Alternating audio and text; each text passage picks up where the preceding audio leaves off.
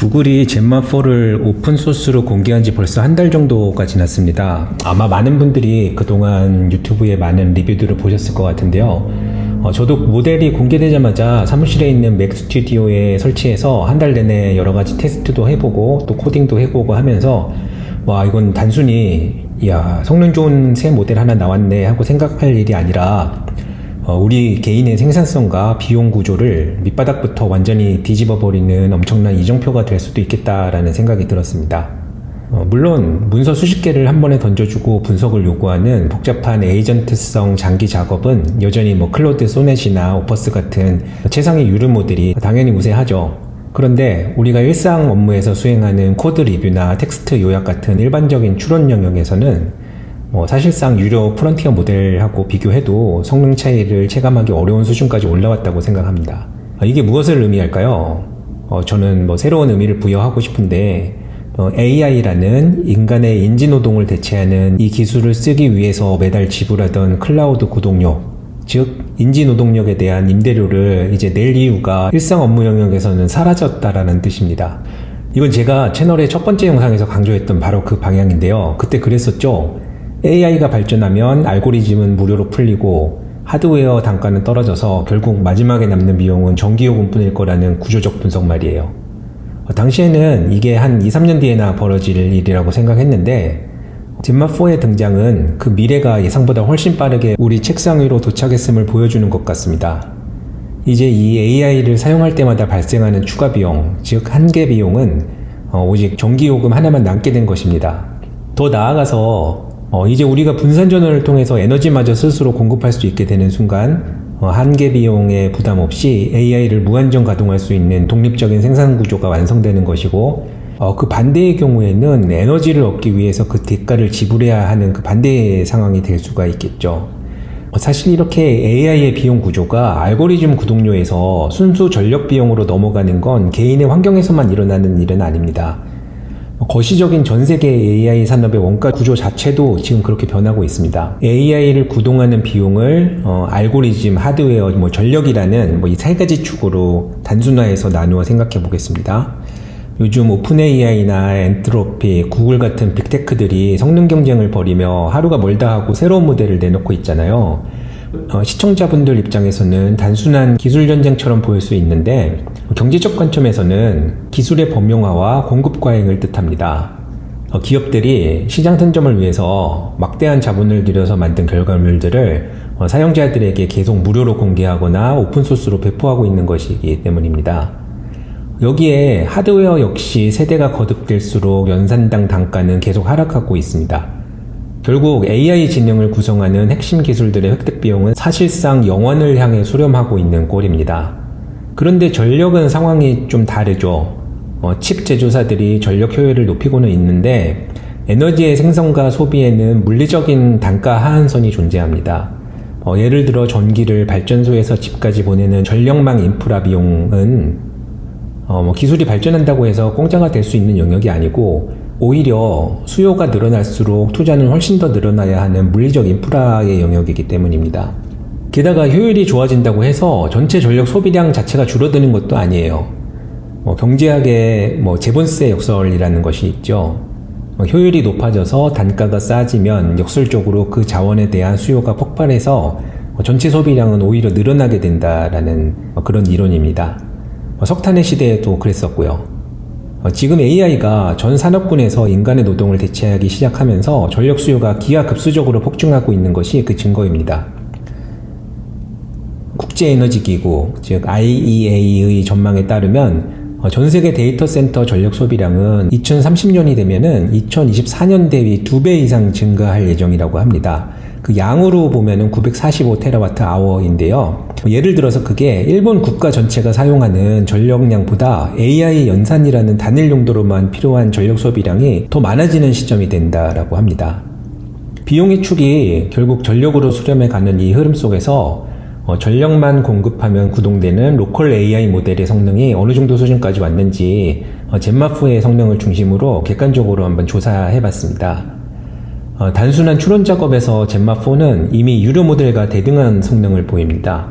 과학 지식을 검증하는 GPQA 다이아몬드 벤치마크에서 젠마4는 84.3%를 기록했는데 이는 유료 모델인 클로드 소넷 4.5의 83.4%와 사실상 동급이라고 합니다. 사용자들의 블라인드 테스트 결과로 순위를 매기는 챗봇 아레나에서도 오픈 모델 중에서 1위를 했고 전체 AI 모델 중에서는 3위를 유지하고 있다고 합니다. 물론 서두에서도 말했듯이 다단계 추론을 요구하는 장기 작업은 아직 로컬 환경에서는 한계가 있습니다. 이는 사실상 하드웨어의 제약 때문이라고 할 수 있는데요.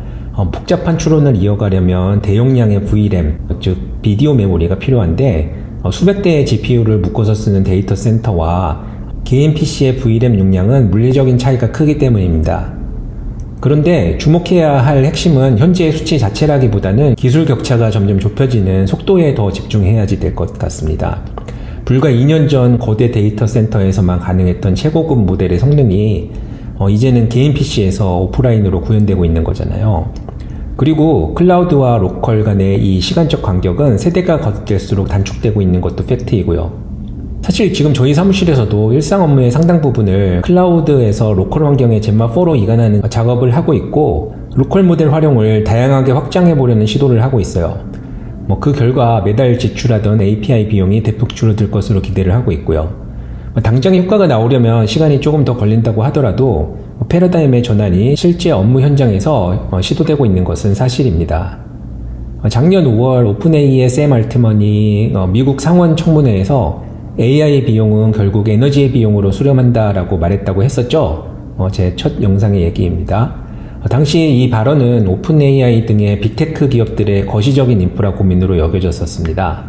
하지만 불과 1년 만에 개인 PC에서 구동되는 젠마4가 등장하면서 AI 비용은 전력 비용이라는 패러다임이 이제 일반 사용자들의 책상 위까지 내려왔다고 생각을 합니다. 생산성의 원가가 데이터 센터든 개인의 PC든 가릴 것 없이 최종적으로 전력 하나로 귀결되는 시대가 생각보다 훨씬 빨리 온 거죠. 당연히 이 사실을 가장 빠르게 느끼고 있는 것은 바로 빅테크들이겠죠. 마이크로소프트가 폐쇄됐던 원전까지 다시 살려내고 메타가 한국 원전 용량의 절반치를 통째로 계약해버리는 그런 이유가 다 여기에 있는 겁니다. 에너지를 지지 못하면 생산성 자체를 잃게 된다는 걸 누구보다 잘 알고 있으니까요. 그러니까 천문학적인 돈을 들여서 아예 발전소랑 전력 인프라 자체를 통제하려고 하는 겁니다. 이제 AI 회사는 곧 에너지 회사나 마찬가지인 세상이 될 거라고 저는 생각합니다. 그럼 원전을 살 돈이 없는 우리 같은 개인은 어떻게 해야지 될까요? 가만히 앉아서 클라우드 서비스만 계속 쓰다 보면 빅테크 기업들이 발전소 짓느라 쓴 저 엄청난 비용들을 결국 우리가 구독료 인상이라는 형태로 고스란히 떠안게 되는 구조가 될 수밖에 없다고 생각합니다. 이 비용의 종속에서 벗어나서 주도적으로 내 생산성을 키우려면 우리도 두 가지 무기를 반드시 장착하고 있어야지 된다고 생각을 하는데요. 그게 바로 에너지 리터러시하고 AI 리터러시입니다. 리터러시라고 하면 문해력이라고 하는데 정확하게 이해할 수 있는 능력이라고도 할 수 있겠습니다. 에너지 리터러시는 단순히 요금 맡기고 하는 것이 아니고요. 다양한 에너지의 기술의 비용 구조와 또 리스크 등을 구조적으로 파악하고 예를 들어서 태양광 같은 자체 분산 전원을 통해서 내 연산 단가를 낮출 수 있는지 등을 직접 설계하고 통제하는 능력입니다. 심지어 무선 통신 요금만 하더라도 데이터 요금제 등 본인의 라이프 패턴에 맞게 골라서 사용하잖아요. 앞으로 전기 요금도 그렇게 될 거라고 생각합니다. 그리고 AI 리터러시라고 하면은 AI를 구독해서 사용하는 방법을 말하는 것이 아니고요. 내 로컬 환경에 AI를 직접 구축하고 운영할 수 있는 이해력을 말합니다. 단순히 챗GPT에 질문하는 정도가 아니라 앞으로는 개인이 직접 필요에 따라서 엑셀 사용하듯이 직접 AI를 설계해서 사용하는 세상이 될 수밖에 없습니다. 이 에너지와 AI에 대한 리터러시, 다른 말로 이해력이 결합해서 전기가 싼 시간에 무거운 작업을 돌리는 식의 최적화가 가능해져야 비로소 외부 환경에 휘둘리지 않는 나만의 독립적인 생산 구조가 완성되는 거고요. 거기에서 개인 생산성의 차이가 발생하는 거라고 생각합니다.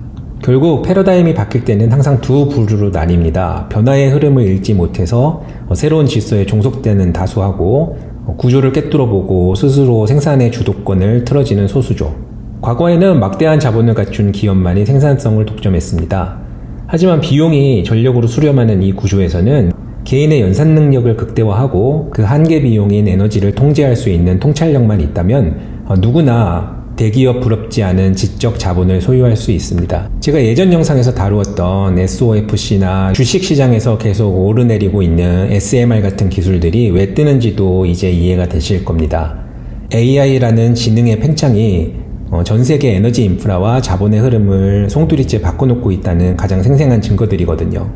앞으로 저는 계속해서 최전선의 AI 기술들 그리고 그 지능의 사용을 뒷받침할 혁신적인 에너지 기술들도 가장 심도 있고 또한 쉽게 분석해서 전달해 드리도록 하겠습니다.